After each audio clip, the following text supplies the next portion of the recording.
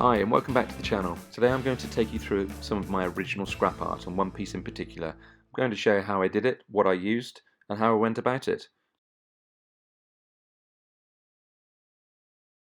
As you can see from the photographs, I had a load of old pickaxe heads. I couldn't really decide what to do with them. I knew they were a pain because I kept on tripping over them in the workshop, so I had to find something to do with them. I just laid them out in the end and waited until some inspiration came to me. I had a load of old roller bearings out of my original digger that I'd recently upgraded, and I didn't really want to throw them away either, a bit of a hoarder. And I just thought, well, maybe one day they'll come in useful. At the very worst, I could always weigh them in for the scrap.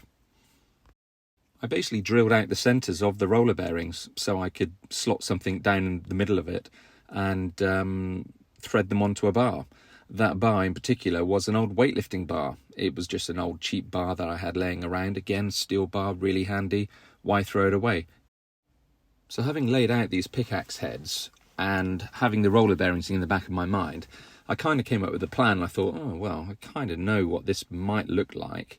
So I started putting them together, threading them through the bar, drilling them out, spacing them, as you can see, and things started to progress from there. You can see here them all threaded nicely onto the weightlifting bar and held securely in place together. This is an old Scutch hammer, which is quite handy because it's quite small, and the roller bearings. I think the key is having a good imagination just to look at things and think, well, what does it look like? What could I do with it? What does it represent? What might I be able to make with it? Took me a while, but I came up with something in the end, as you'll see. I'd recently been given a big sheet of steel from a friend who had strangely had a helicopter installed in her garden. She had thrown this big sheet of steel out, and I'd hung on to it. It was just useful again, and I thought, oh well, that would be perfect to use on this project. So I got the plasma cutter out and basically cut a head out from the sheet, which worked really well. You can see here where I've tidied up the neck of the fish and around the roller bearings just to make it look a bit tidier. Being a fish gave me the idea I needed a supersized hook. So I actually went out into my back garden where I've got a covered area and I've got an outside log burner. It's quite a big log burner. So I just set a fire going and I got a piece of rebar, just a standard bit of construction rebar, and started heating it up. I got an old heavy cast iron weight, and when the steel was glowing red, I'd been watching Forged in Fire on TV and I thought, well, I'll have a go at this. I just started whacking it with a hammer, and sure enough, I managed to forge myself, or at least squish the metal into a shape. So I bent the hook round and sure enough, made it into a large supersized hook, which was ideal. The hook, I needed to make it look more authentic at the other end. So I took a piece of scaffold tube and cut a section of that to make a ring. I then welded the ring to the end of the rebar and wound some copper bonsai wire. The type of wire that you use is quite soft to shape bonsai trees and hold their branches in place. I then wrapped some red webbing around the eye of the hook, as it were, and just made it look more authentic, just look quite hook-like, as you can see. This worked perfectly well. It was very strong, of course. So that threaded through the nose of the fish head and hung quite nicely.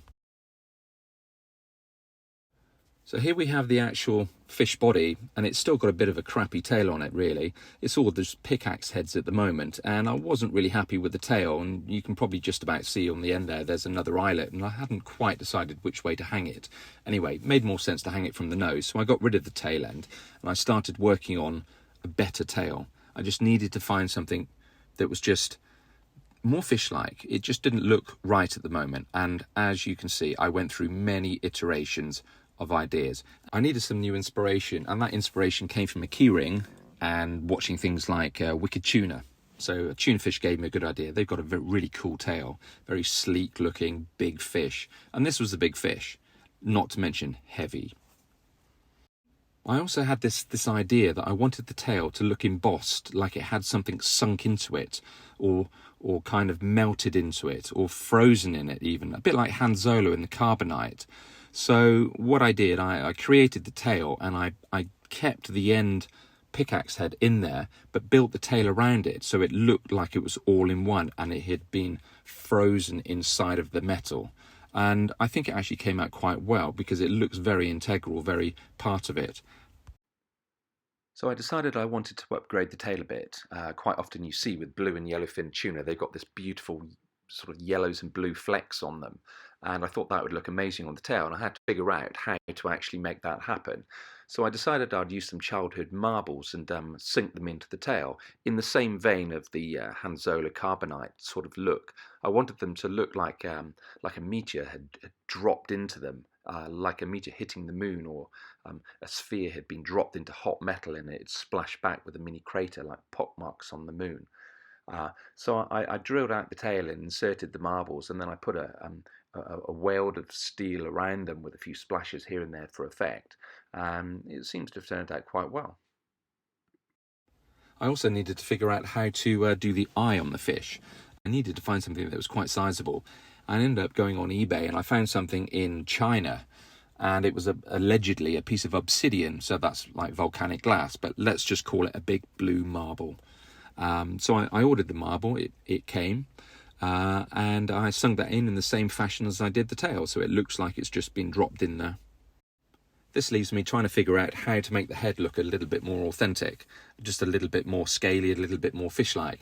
I did come up with a few ideas, didn't particularly like them, tried them, I rejected them in the end. So basically what I did, I just got a grinder and I just ground patches. I just patched all over it just to scuff it up. So we had multiple textures, multiple colours. We had a bit of rust, we had a bit of shine, we had a bit of halfway house, and it kind of worked quite well.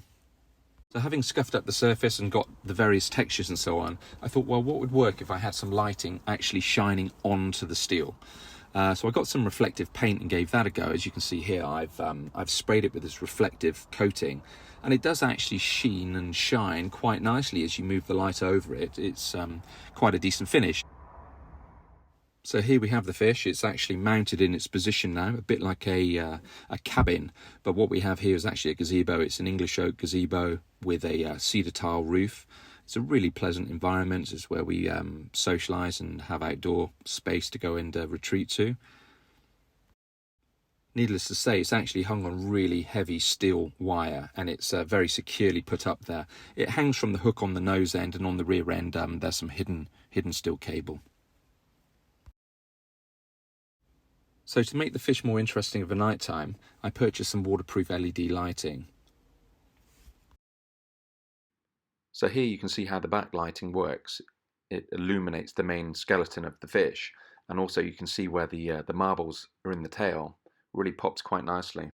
So there you have it. That's how I made my original garden art out of nothing more than scrap.